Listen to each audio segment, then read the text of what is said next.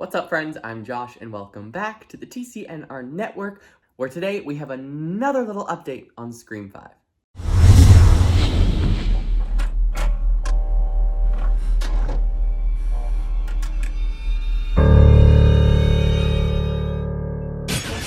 Okay, so I didn't think this was going to be a big deal. I didn't really think anybody was going to be talking about it. I don't know why I thought that, but I saw this last night on Reddit, and I was like, I'll just make my video tomorrow morning. I'll get to business tomorrow. I wake up, and pretty much everyone's talking about it. 3C Films, Critical Overlord, Podcast Now, you name it, they're talking about it. So it's my turn. You've probably already heard, but maybe I'll have a different perspective, maybe a different take on what all this information could potentially mean. So I don't know exactly where this post came up. I don't know if it was originally on Reddit or Instagram or Twitter or wherever it originated, where it was posted by the person who wrote it. I did see on Reddit that it was previously deleted and then re-uploaded. So that could be a little bit interesting. Maybe it was deleted because the information is correct, or maybe it was deleted because it's, one of those little PR marketing plans that I've been saying they've been taking control of the whole time. I've been saying that Radio Silence and Paramount and everyone involved in this film has been producing these leaks and producing all the little rumors and information to drum up a lot of chit chat. And as I've said before, it's working and I want more. Thank you. So let's dive into this post, and I'm going to kind of break it down as I go. So the title: I've seen an early cut of Scream 2022. Right away, I was like, oh, praise be. What is this person gonna say? All right, it says, Matt and Tyler screamed their first rough cut for the studio recently, and I was present. Approximately 25 people were in the room. I'm not risking doxing myself, so please don't ask who, when, where, why, and how. I heard somebody else say that because there was 25 people in the room, there's nobody to validate this rumor or anything coming in the post. But why would a bunch of people come forward and be like, yep, it's all true? Because then it's just gonna dwindle it down and we're gonna figure out who's leaking this stuff, if it is in fact not part of the marketing plan. Also, where's Chad? It says Matt and Tyler, but Chad, I'm pretty sure it's Chad, who's the third person of the Radio Silence team. So that's interesting that maybe he wasn't there. Moving on. It's very effing good. Even though there's still work to be done, more edits, ADR, grading, etc., the studio notes were minor and there won't be reshoots. I think that's great. I think that's really good when a studio is trusting in the producers, the creators, the scriptwriters, when they're like, take it and go, unless, of course, there's like huge issues. We've seen in the past how the studio's interference messes with the original, pardon me, the original plan intended for films, especially in the Scream franchise. Scream 2, 3, and 4 were all a little bit messed up because the Weinsteins wanted something else. So to say that the movie is really effing good without the score, without everything being color graded, that makes a huge difference in the films and the tone of the films, obviously in the visual of the films. But to watch a movie without it being like completed, and without all of the edits being done, and to say that it's bomb.com is like very exciting to me. Next up, some fantastic kills. 2 particularly unnerving chase sequences, thank God. Really strong characters. There's one bait and switch scene that I heard multiple people gasp at, including myself. Thank you. This is the part that I hope is true. This gets me super excited. We need those chase scenes, those Scream chase scenes. In the first Scream, it was Casey Becker and Sydney had 2 chase scenes. Those were pretty iconic. I would say that Tatum's wasn't a chase scene. It was just, that was my favorite scene, but it wasn't a chase. In Scream 2, we've got the car. We've got Dewey and Gale in the school being chased by Ghostface. That was really great. Cece Cooper, played by Sarah Michelle Gellar, that was like the biggest chase scene of the film in my opinion. And Scream 3, Sydney through the sets on the movie sets, everyone in the mansion, but it lost a little bit of its tension. Scream 4, the fact that I can't even think of any chase scenes that stood out. Yes, I know there are some. Rebecca in the garage, Sydney's assistant, they just sort of like got less and less unnerving, as it says here, as the sequels and trilogy and all, as Scream grew, the scariness got less and less. The chase sequences were not quite as intense. So bringing that back to have two amazing chase sequences is very exciting to me. When is the last time we gasped in a Scream movie?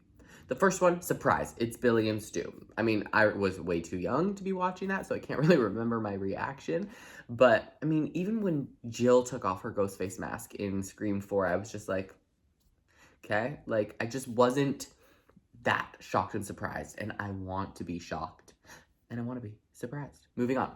Ghostface is menacing and stealthy, but also very, very brash. The whodunit element is played to perfection, and it's a great motive. The meta lens is quite unique and very fun. There's some great commentary on gender roles. This film is deserving of Wes's legacy. The OGs have purpose, but there's also great world building with room for sequels. This is what I've been saying all along. I need more Scream.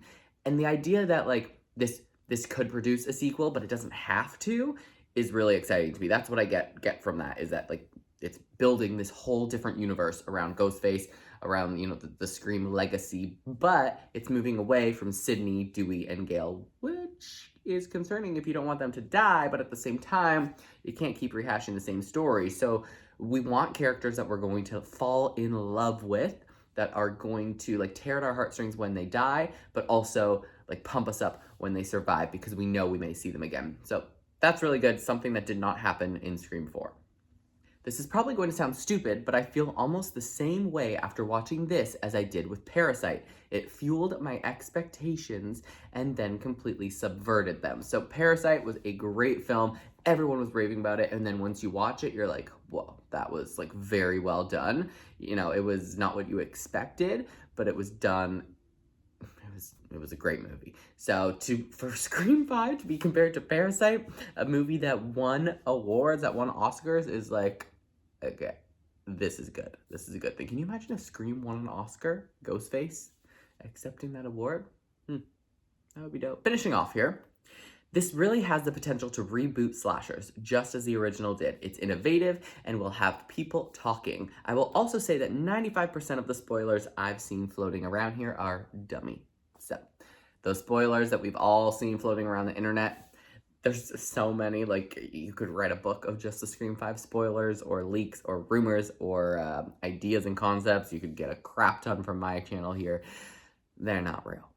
If this post is real. But I mean, makes sense. I'm not, there's only so much that they can fit into a film, and we're all just speculating until the movie comes out. Now, the last line here, this quote, at first when I read it, I thought Ghostface. It says, "When are you fuckers going to oh, can I say that on YouTube?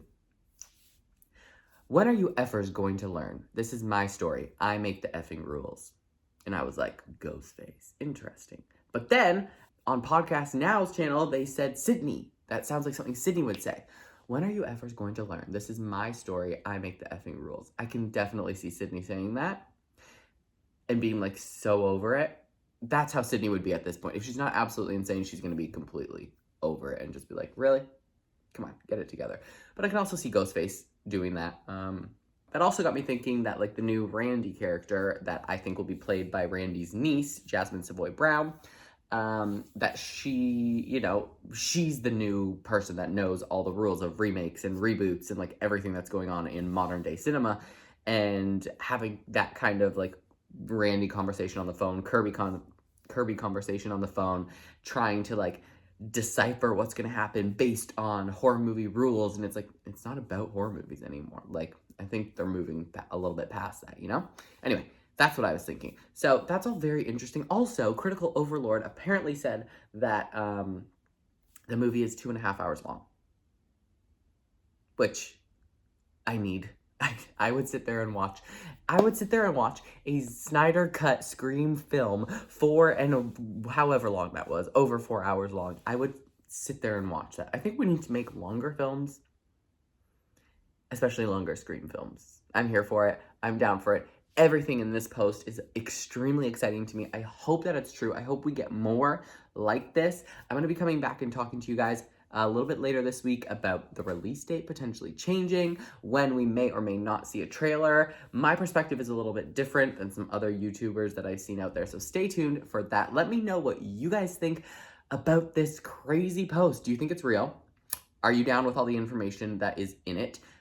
Are you seeing any other hints that maybe I kind of like skimmed over? What are your thoughts? Comment down below. Make sure you like, you subscribe, and as I just said, make sure you comment. Follow me on Instagram at True Crime Nursery Rhymes, on TikTok and Twitter at TCNR Network. Visit my website, truecrimenurseryrhymes.com, for my book, True Crime Nursery Rhymes, and all my fun Scream and horror and true crime inspired products. I've got some really cute Scream keychains. Anyway, until next time, I'll be right back.